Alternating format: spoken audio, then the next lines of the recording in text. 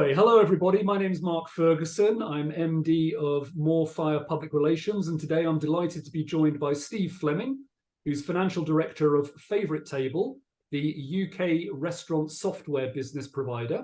And today, Steve and I are going to be having a fascinating chat about VAT and why it matters to restaurants. So, hi Steve, nice to see you. How are things? Hi Mark, how are you?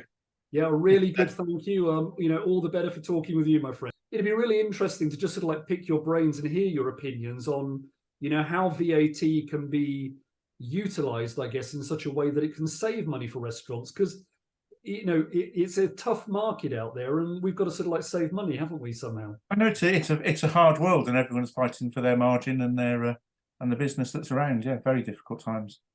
Okay, well, listen, I'll dive in with the first question on my list here, but I want to talk about the subject of gift cards, and why they actually matter for restaurants, and are they VATable in any shape or form?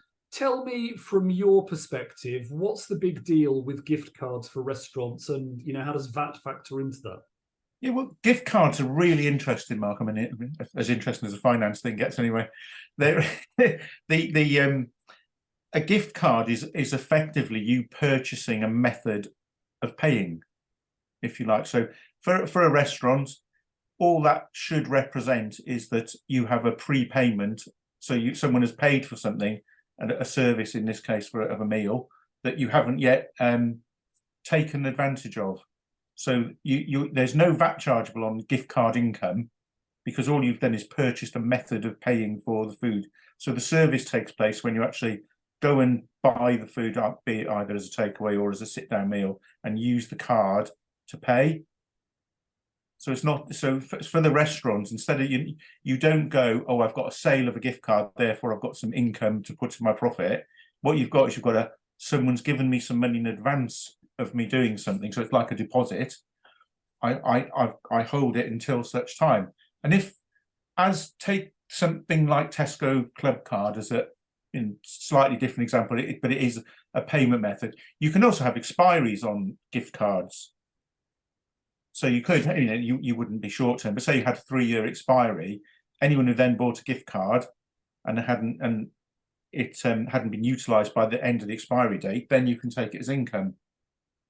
Right. So, I mean, what seems to the customer, and actually is to the customer, as a nice gift to give somebody, there's actually a series of real advantages to restaurant owners, both from a VAT perspective, I guess, but also the practicality of, in some cases, I imagine people don't always cash in those gift cards, do they?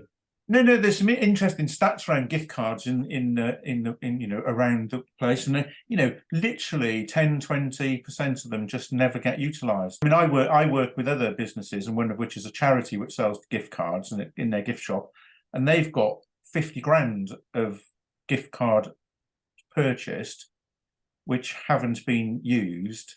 But unfortunately, they haven't got expiry, so they're just going to sit there forever. But it's a huge chunk of income.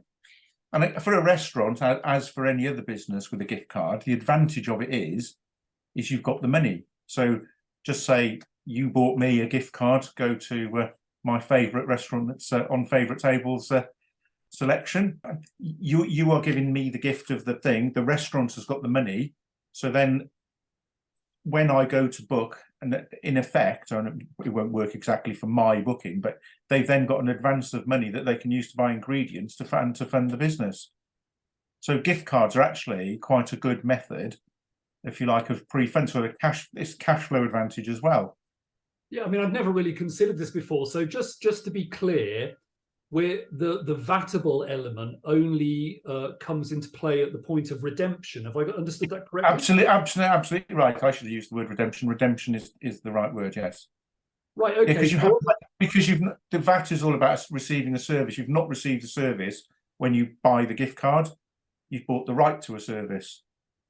Right, so going back to that kind of 10 to 20% of potentially cards never being redeemed, you've basically got money in your cash flow where VAT is, basically not paid until or if those cards ever do come actually into use. Yeah, absolutely right.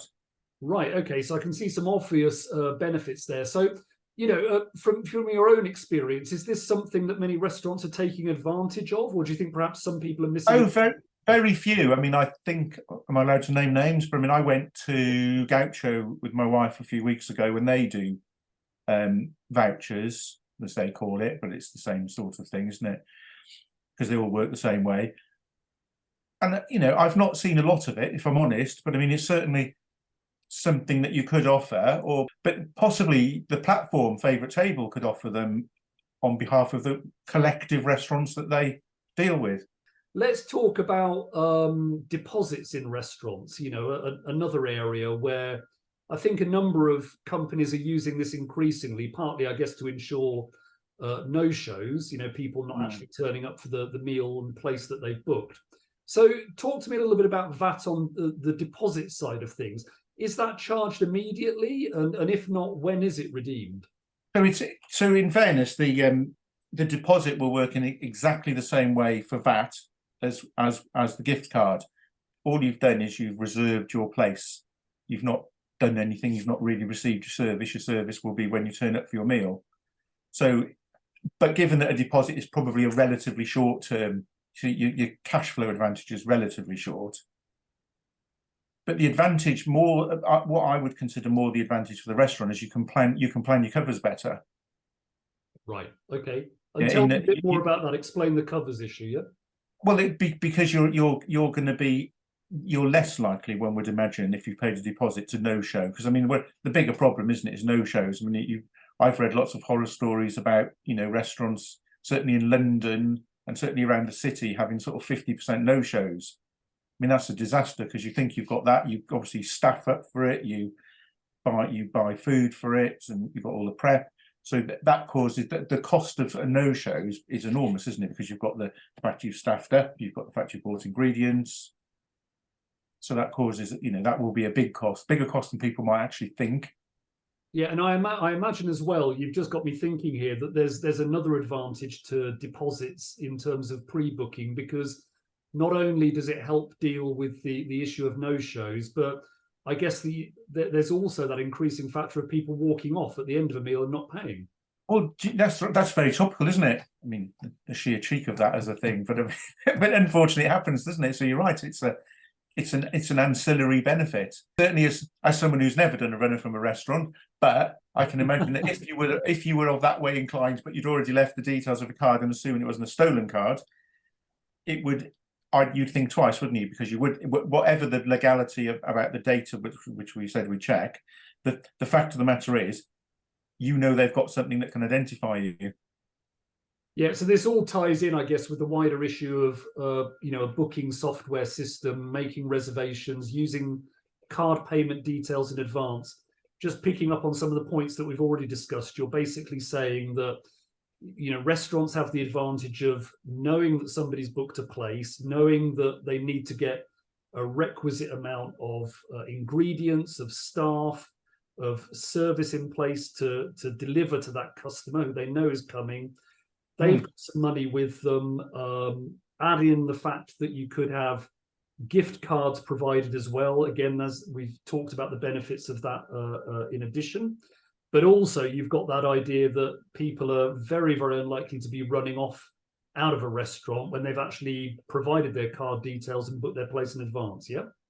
Yes, I mean, it's all things that, I mean, that would help a restaurant with planning, one would imagine, a lot in terms of, you know, everything. So yes, you know, the no-show issue is a big issue. So if you can cut that by taking a deposit or even just registering card details, because I mean that's a commitment in its own right, isn't it?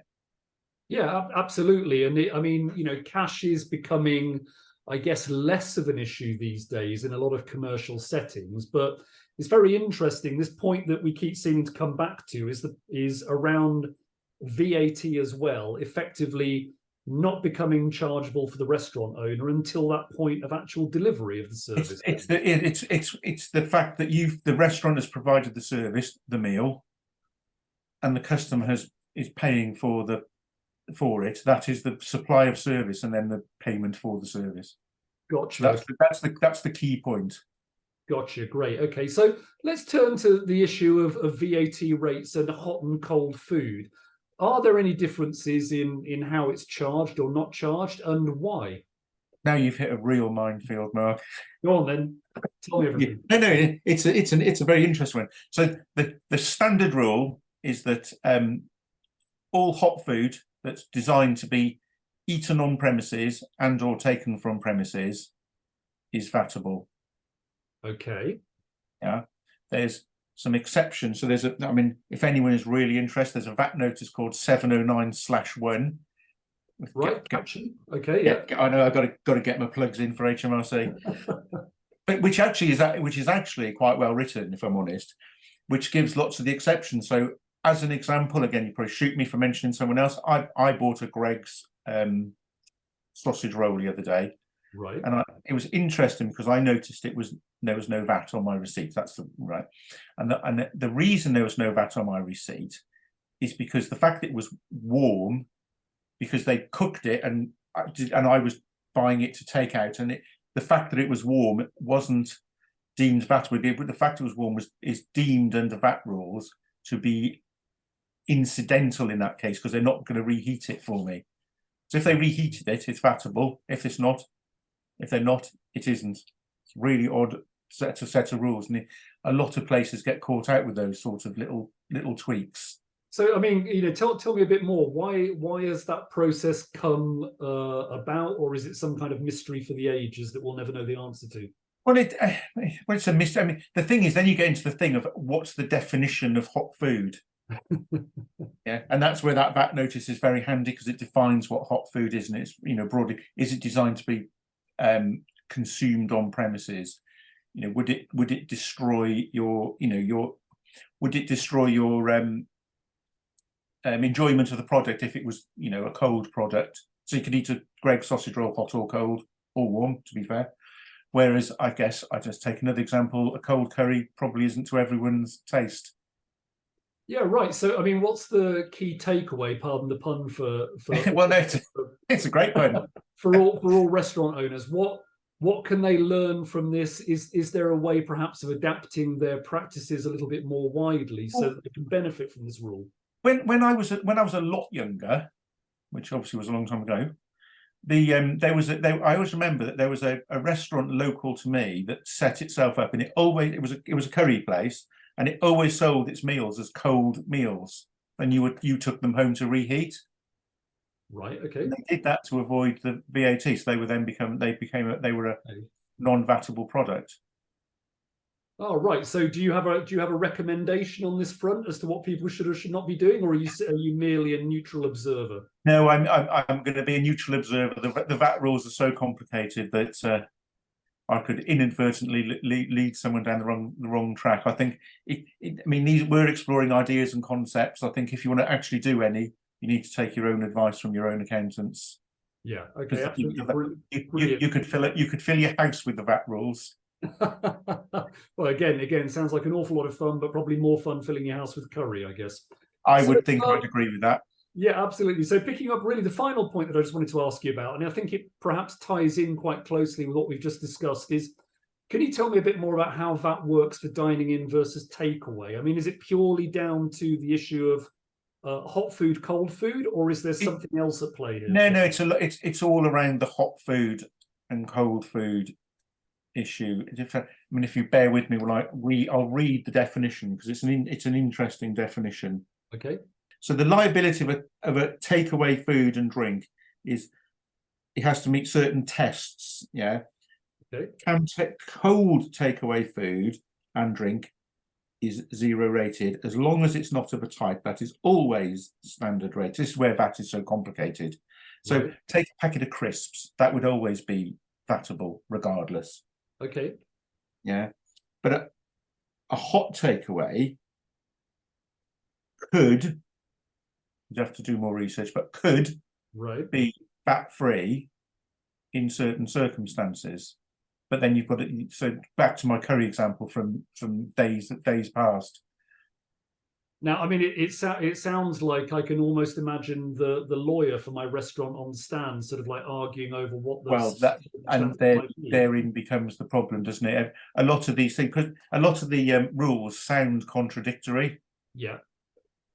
And it's a minefield. I mean, deep down, the easier thing is to charge VAT, and because because essentially you are going to be providing a hot food service. I think it becomes very complicated to do a mix of hot and cold food. Right. So, I mean, is there a way of I mean, I understand what you're saying. It does sound complex. It does sound a little bit of a minefield. But is there a way of simplifying this? So, if I'm understanding correctly, it seems what you're saying is that when it comes to takeaway meals, it can become quite difficult for a restaurant if they offer a mix of hot and cold food. Am I understanding that correctly? You are only in terms of the definition of when it is hot, because the key is the hot bit. The key definition word is the hot bit. Right. Okay. And Yeah, I mean, are you saying in any sense that it makes sense almost for a restaurant that is dabbling in takeaways or delivering a takeaway service to simply charge VAT to cover themselves and then try and like figure out the minutiae later? I think and take proper professional advice on their exact circumstance. Yes. Okay. And does your common or garden accountant have that level of knowledge, or do you need to be working with somebody who specializes in the hospitality sector? Well, it's probably better to take someone who specialises in the hospitality sector, because Right. it's specific rules. But I mean, but having said all of that, there's plenty of people who are actually just VAT experts who would be able to help as well. Okay. And I mean, have you noticed any particular trends in the wider restaurant sector in this respect? Are some restaurants doing one thing and some restaurants doing another? No, I've seen one restaurant in my entire sort of nearly 60 years on the planet doing cold only takeaway, which was my example from years ago. I've never seen another one. And I guess the thing is the immediacy of a takeaway. Isn't it? That was the whole. That's the up and the down of it, isn't it? Most people, I'm guessing, would buy a takeaway in the evening. I mean, and do you want to be bothered with warming it up? And certainly today, with all the convenience of the home delivery. Yeah, I mean, have things changed sort of significantly, would you say, since the pandemic years that we've been through? You know, because obviously we had a lot of restaurants, I guess, transfer their services over to offering takeaways that previously it never would have really, you know, come into their realm to do that kind of thing. No, it's very true, isn't it? I mean, certainly a restaurant that was by me, they had only just opened actually, and they pivoted not to doing takeaways as we would know. They sold pre-prepared meals for you to take home to cook. So they would give you all of the ingredients and then a little sheet with your cooking instructions. Yeah, I mean, it's fascinating. And obviously a nice bottle of wine. I wonder how many organizations this kind of like area is hitting or becoming, you know, something that they started dabbling with during COVID and maybe they've continued on with afterwards. I've certainly not noticed it continuing. That was the thing. I mean, in a way, it's a shame, but the problem with nowadays, I suppose, and at risk of sounding old, is everything is immediate, isn't it? Everyone wants everything now. So the idea of buying ingredients, it's almost like a bit like going to a supermarket, buying what you want, then preparing what you want and cooking it. People tend, I mean, certainly going by my own children and probably my own behaviours, to be fair, I want it whatever, and I want it now. Yeah, absolutely. And so I think you're right. You know, the convenience, the delivering to your door, the immediacy, they've all become factors in today's get it to me right now. Well, the whole issue, the whole thing of dark kitchens and home delivery is a massive recent change in the market, isn't it? That's, you know, really pushed along, I suppose, in the pandemic. Because I mean, you know, now people can press a app on their phone and however long later it turns up at your front door. Amazing. Yeah. So anything else to add on the VAT side? Anything that we haven't covered that you think that restaurants would know about? No, not really. I think, you know, people do the key takeouts for me, again, at risk of a poor pun, is that is this thing about the gift cards and deposits. I think they're quite a helpful thing for a restaurant to get right, so that when you do the VAT, I mean the rest of it is fairly standardized how it works, and there are certain circumstances where you could not do that.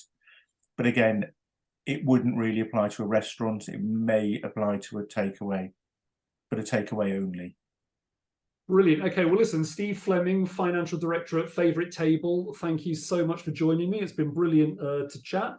Now, if anyone out there, any restaurant owners in particular, would like to find out more about Favouritetable, simply visit restaurant.favouritetable.com online, and you'll find out everything that the company and organisation has to offer. And in the meantime, I'd just like to say, Steve, thanks so much for finding time to chat with me about VAT and restaurants, and I hope that we can catch up again soon. Yeah, thanks, Mark. It's been a pleasure.